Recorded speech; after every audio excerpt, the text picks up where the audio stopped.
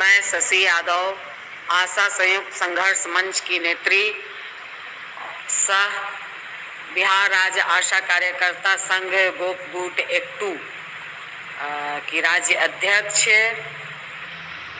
आज दोनों संगठन जो आशा संयुक्त संघर्ष मंच के जरिए हड़ताल चल रही थी, जिसमें गोपगूट एक्टू है और चिकित्सा जन स्वास्थ्य कर्मचारी संघ से संबद्ध सीटू से संबद्ध बिहार राज्य आशा व फैसिलिटेटर संघ, दोनों के जरिए जो हड़ताल चल रही थी। आज हड़ताल का 32वां दिन है, 32 दिन आज हड़ताल का हो गया है।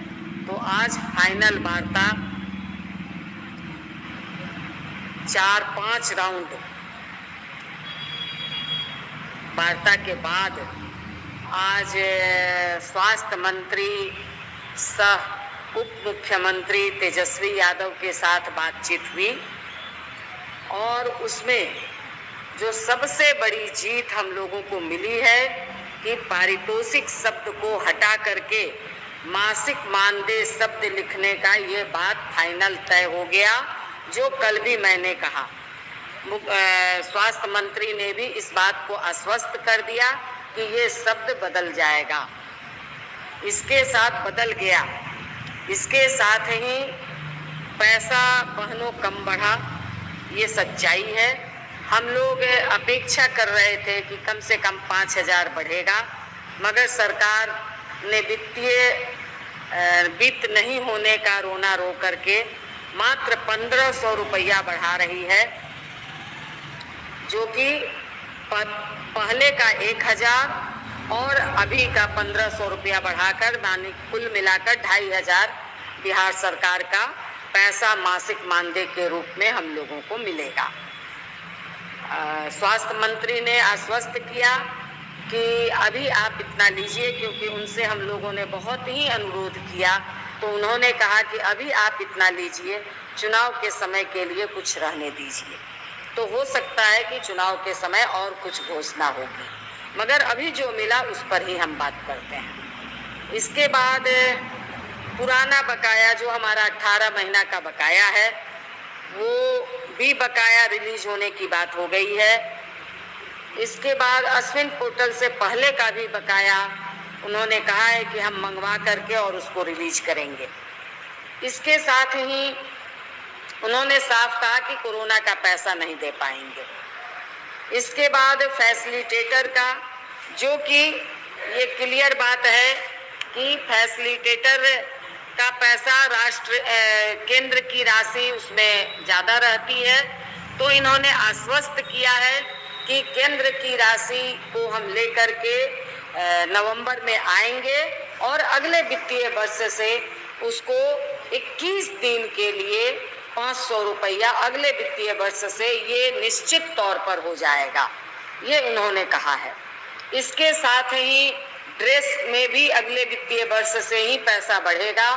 फैसिलिटेटर का ड्रेस कोड अलग हो गया है और इसलिए ये ड्रेस कोड अलग हो गया है और 1,000 रुपया अगले वित्तीय वर्ष से ड्रेस में बढ़ेगा।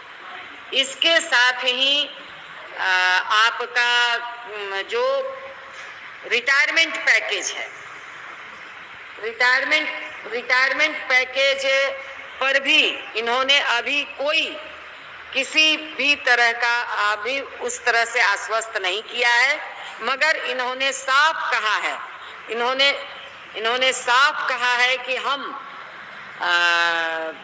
मतलब इसको हम लोग देख लेते हैं और केंद्र की राशि को लेकर के रिटायरमेंट पैकेज पर भी साल, 1.5 साल, 2 साल के अंदर इस पर भी विचार करके जरूर कुछ न कुछ इसमें बिहार सरकार करेगी, ये उनका आश्वासन है। और इसके साथ ही उन्होंने कहा कि जो बढ़ा हुआ पैसा वो सितंबर माह से, सितंबर 2023 से ये बढ़ा हुआ पैसा बिहार की आशा और आशा फैसिलिटेटरों को मिल जाएगा। ये बड़ी बात है कि हमें सितंबर अगले माह से ही ये पैसा हम लोगों को मिलेगा। ये फैसिलिटेटर के लिए भी मासिक मानदेय के रूप में ही 2500 रुपया ये मिलेगा सारे फैसिलिटेटरों को भी। इसलिए ये बड़ी जीत है बहनों। फैसिलिटेटरों का भी पैसा मतलब मासिक मानदेय होना, बाकी यात्रा भत्ता में अभी बढ़ोतरी नहीं हुई है, अगले वित्तीय वर्ष में बढ़ोतरी होगी। इसलिए इस बात को आपको समझना होगा कि ये हमारी बड़ी जीत है। मासिक मानदेय शब्द ये एक हम लोग जो अभी तक स्वयंसेवी के रूप में जाने जाते थे, मगर आज बिहार सरकार के मानदेय कर्मी के रूप में जाने जाएंगे। ये आशा और आशा फैसिलिटेटरों के लिए एक बड़ी जीत है। एक बड़ा इस हड़ताल की पिछले हड़ताल से भी हमारी बड़ी जीत है और इस जीत को हम सब लोग मनाएंगे। कल इतवार है, अगर कल कहीं मना सकते हैं तो मनाइए, नहीं तो सोमवार को इस जीत को हम लोग मनाएंगे। ये हमारी उपलब्धि है, ये बड़ी जीत है। इसको हम लोग मतलब अपने पीएससी पर सारी आशा और फैसिलिटेटर जुटे और इस खुशी को हम लोग मनाएं। ये मतलब और इसके साथ ही हड़ताल का समापन कर दें।